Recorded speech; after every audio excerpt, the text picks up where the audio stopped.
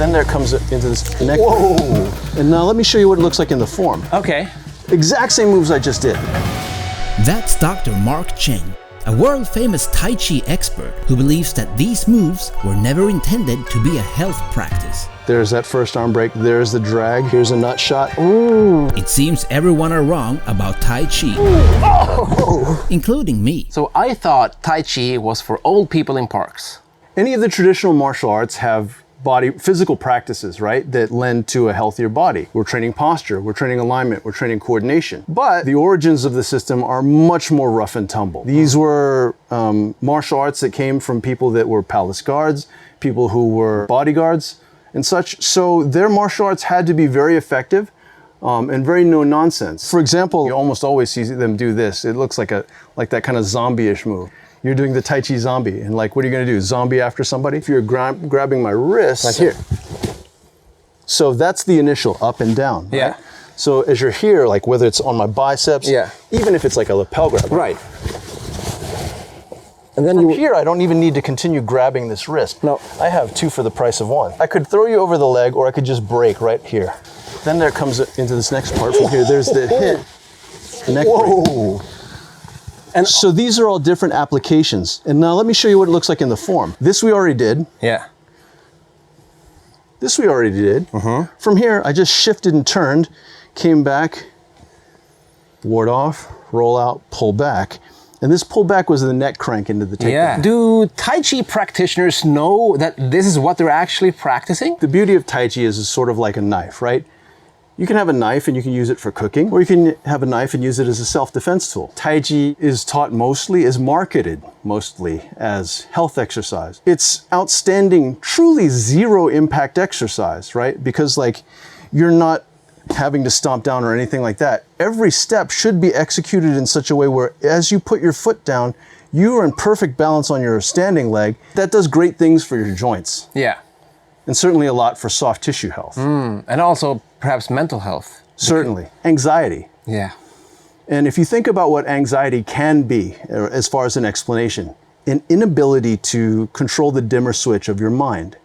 So it feels like it's always on that kind of full brightness, like I can't tone down, I can't chill out, I can't relax, I can't feel calm or feel good. Yeah. So the beauty of Tai Chi is it gives you a chance to explore such slow movement. Exactly. Right? Like even our kicks, to be able to kick in such a way where like you're really taking your time kicking slowly and staying loose in a way that doesn't require momentum is a little bit different.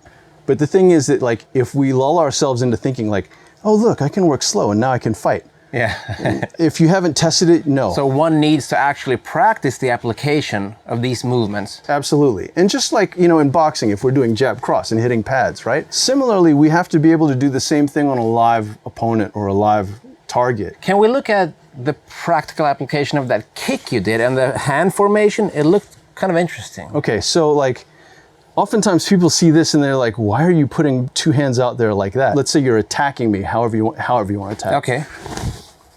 Right. So I'm going to intercept like this, right? Yeah. From here, I'm going to push this around. Yeah. Come back around, hit again. Yeah. Kick there. Oh, yeah. That was the second kick. Yes. Okay, what if the guy's like already on top of me and he's like already choking me or whatever, hugging me like, oh, how do you kick from here? You don't. No. Yeah. You know, you don't. You do something else. You counter grapple, you throw, you do something, you sweep. Yes. But like every tool has its proper contextual application. So like I'm going to use a longer weapon at longer range, so whether here, but then ooh. Let me break that down frame by frame. So like,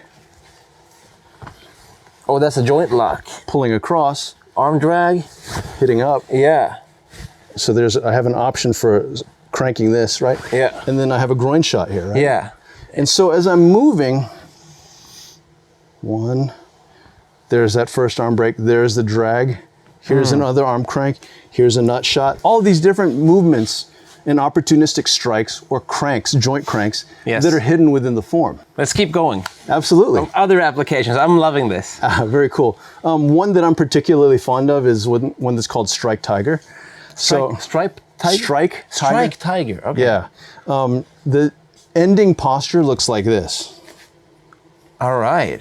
And so like, oh, Very powerful. You're Like, Okay, so that looks cool. Yeah, it looks like very like something you would see even in kata, right? Japanese kata. exactly. Yeah, there are a lot of these motions in karate. If we rewind a little bit and look at what precedes that, we have a movement that's like just a basic front kick. Bring the feet together. It looks almost like a hula move from here, right? Step, pull across, and then that strike tiger bit right here, right? So if I could have you over here on this side, and you're to come at me with whatever. I like that you always want me to just do whatever. Because the thing is that to me, if everything I do works only under a very, very, very narrow set of circumstances, then like, okay, then my level of ability is limited, super limited. Yeah. If I can capitalize on whatever you do and guide you into the thing that I want to do, then that's a different level of understanding. Exactly. Yeah, okay. So I'm coming at you. Bam! Right? Right. From here I hit, grab. There's a joint control here. Yeah. And I'm going to be gentle on the shoulder. So I'm engulfing you this way. Ooh. Ooh. Oh. Yeah. So this is strike tiger. Yeah. So what if I would grab you and attack you? Ooh. So this is hands strumming the lute in Tai Chi. So like if you were to grab an attack, I would duck out and then twist the wrist so that now I'm biasing your elbow downward, right? Yep. And then hug upwards. Yeah, exactly. And so from here, then I can brace you against my own body. Now, arguably, people are going to say, oh, but I could claw you and grab you and do all these other things. You could, but then I have your elbow. So then like if I decided to do like hip forward and snap that, then that game is over. And then from there, then it comes right into another hit. So in the form, it'll look like this. A brush knee. Hands play the pee-paw. And then into another brush knee. What about if I kick you? How would you defend, let's say, a roundhouse? Ooh. The same direction, right? So and they do this in Thai boxing, actually. Yeah. So, I mean, if you want to know, like, does it work in the ring? Yeah, I mean, Thai boxers do it. So, like, I'm not doing this. No. I'm not standing my ground and trying to eat this, right? Exactly, yeah. No. Right. So I'm doing, like, catching the kick from here, right? Yeah. Yeah. And then coming back with the same thing the other side. So what I'm doing is once I catch, I then want to reject. So coming from the catch, I'm going to push this down. And let's say the hands come at the same time, right? Oh, you mean I would punch you? you? Go ahead. I mean, if I'm holding here, right, what would you do? Right, I'll go back. Or I would try to pull it out. Right. So it's like, boom. Yeah. Whoop. Yeah. Right. Then I can go into any of the other techniques, depending on where your landmarks are. So what I did there was what's called part wild horse's mane, which isn't in the form directly after the strike tiger, but you can mix and match it. Another thing that I see a lot in Tai Chi is push hands. Yes. If I'm pushing towards you and you just yield, let redirect my force, because I'm going to push towards the center of your chest. You're going to let it glide off to the side. And then you're going to return to sender, right? And I'm going to do the same thing. And this is one platform in which we're doing it, because we're in open stance. We can also go closed stance. We can also switch and do the other side. So like if we're here, and you start to punch, right? Yeah. And I'm first intercept and then redirect. Yes. This is not that different from. Yeah. Right. Exactly. But again, I'm also training myself. So as let's say you punch, right? Yeah. I'm deflecting, but then I'm training myself that I need to return to sender. It's not like, oh, I defended myself. Okay, great, awesome. Yeah. You got to return to sender right away. And that's a high-level fighting concept that's hidden inside of the push hands. Yes. Yes. But similarly too, it teaches me that, like, let's say I'm successful at deflecting this, but then I start going back along the same line. Yeah. But if there's resistance, I don't want to fight force with force. I want to just find something else. So like create a moment of unbalance. Yes. To either attack some other way or open up a different opportunity. What about elbows and knees? You strike with those as well. As you're attacking, I'm going to deflect, but then I'm going to try and melt into that opening, like the opening right under here, and just drop in, turning my face away so that I don't have to deal with the incoming blow, and then hit here, right? Then I'm going to spin out to create space. So in the form, it'll look like this. Here, elbow back, and then I'm going to step out, and then that. Okay, and knee strikes. Knee strikes. So one of the things, like let's say you're doing a double choke or something like that, or like even a lapel grab, like grab my gi or whatever, right? I can also pull you down from here at the same time. As I pull you down, I'm going to leverage your knee up. I'm sorry, your chin up. As your chin goes up, your groin goes forward. Yep. This is a wonderful thing for me if I want to be kneeing you in the groin, right? Yeah. The beauty of this two-pronged attack is if I knee your groin, your face comes forward. Yeah. If I hyperextend your neck, your groin comes forward. Yeah, perfect combo. Right. Yeah. So the idea in the form is it looks like this.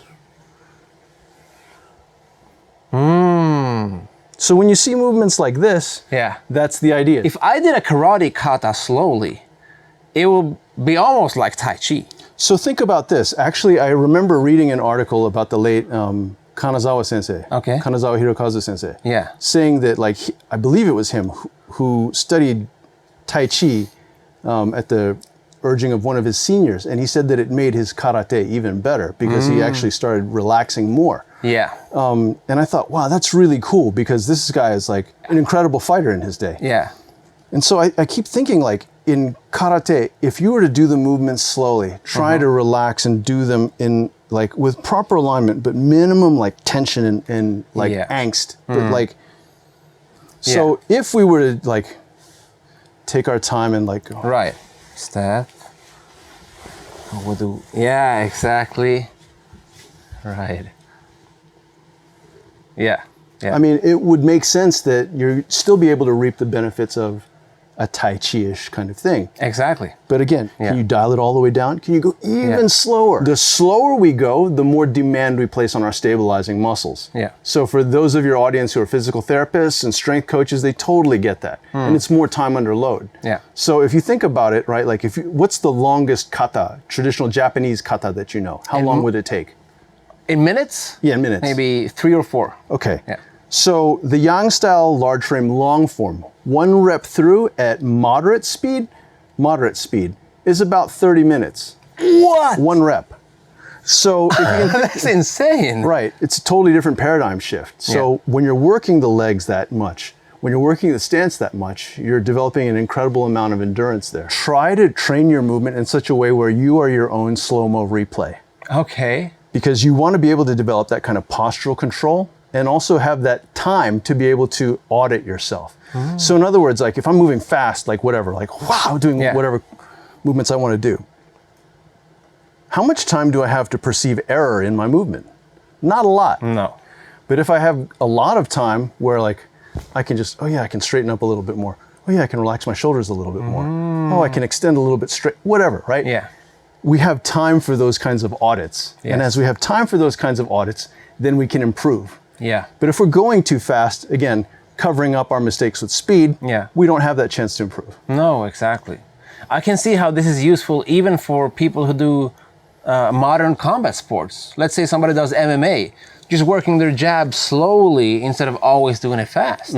Just these basic things. And in some gyms, that's how they warm up. Like they'll actually warm up just nice and easy, relaxed. So it's like they're grooving pain-free movement. Yeah. Nice biomechanics. And if you think about it, what's the difference between shadow boxing and kata? There's none. Yeah. Really, there's none. The only difference is maybe one has a preset sequence and another's a little bit more freestyle. But ideally, no matter what, you should be working with the intent of, okay, I have to react to something, even if it's imaginary. And at the same time, too, I want to practice good biomechanics and good presence of mind. And then that would translate as well to a real fighting situation. Can translate. So what we don't train, what we don't test, what we don't stimulate to come out under challenge, we don't know. So in theory, we have these attributes, but whether or not you can call on those attributes under the duress of combat, that remains to be seen. Like let's say I'm working a throw, right? Like just like a basic hip throw, right? If the only way I can do it is to come in here and just do that hip throw super fast and have to do it with that kind of violence and speed and whatever, right? Versus like, okay, here, okay, here, oh, here. Yeah. It's a different thing, like when you have the chance to feel and move slowly. Yes.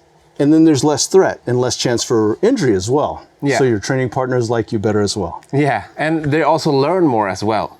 Truly. You can throw me quickly 100 times, but when you did that slowly right now, I also observed your movements and understood how it impacted me. Certainly. So we're both learning more. Certainly. That, to me, is the idea behind martial arts. We should create a situation where everybody wins. Yeah. Right? At least in training. So that when someone can't win, we're able to go that way too. All right. Well, thank you so much. This Thank was you, a true sir. pleasure and honor, and I hope all of you enjoyed that.